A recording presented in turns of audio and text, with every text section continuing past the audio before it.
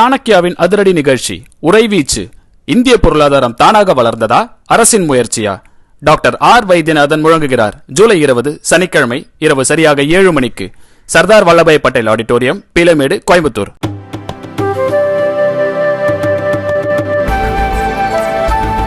புற்றுநோயால் பாதிக்கப்பட்டுள்ள இந்திய கிரிக்கெட் வீரர் அன்சுமான் கெய்க்வாட்டுக்கு நிதி உதவியாக 1 கோடி ரூபாயை உடனடியாக வழங்க பிசிசிஐ செயலர் ஜெய் ஷா உத்தரவிட்டுள்ளார். இந்திய கிரிக்கெட் அணியின் முன்னாள் வீரர் அன்சுமான் கெய்க்வாட் இந்தியாவுக்காக 12 வருடங்களில் 40 டெஸ்ட் போட்டிகளில் விளையாடியிருக்கிறார். 1990களின் இறுதியில் இந்திய அணியின் பயிற்சியாளராகவும் இருந்தார். அவருடைய வழிகாட்டுதலில் ஷார்ஜாவில் நடைபெற்ற கோகோ கோலா கோப்பையை இந்தியா வென்றது. ஓய்வுக்கு பின் பிசிசிஐ நிர்வாகத்தில் அவர் முக்கிய பொறுப்பிலும் இருந்தார். தற்போது 71 வயதாகும் அவர் புற்றுநோயால் பாதிக்கப்பட்டு போராடி வருகிறார். அவருக்கு பொருளாதார ரீதியில் உதவி செய்யுமாறு பிசிசிஐயிடம் அவர் தரப்பில் கோரிக்கை வைக்கப்பட்டிருந்தது.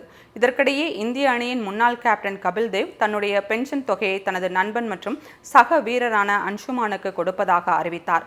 அத்துடன் மற்ற வீரர்களும் அவர்களுடைய குடும்பம் சம்மதித்தால் பென்ஷன் தொகையை மருத்துவ உதவிக்கு கொடுக்கலாம் என கபில் தேவ் கேட்டுக்கொண்டார். இந்நிலையில் புற்றுநோயால் பாதிக்கப்பட்டுள்ள இந்திய கிரிக்கெட் வீரர் அன்சுமான் கெய்க்வாட்டுக்கு நிதி உதவியாக 1 கோடி ரூபாயை உடனடியாக வழங்க பிசிசிஐ செயலர் ஜெய் ஷா உத்தரவிட்டுள்ளார். மேலும் அவருடைய குடும்பத்தாரிடம் தொலைபேசியில் அழைத்து தேவையான உதவிகளை செய்ய பிசிசிஐ தயாராக இருப்பதாக நம்பிக்கை கொடுத்துள்ளார்.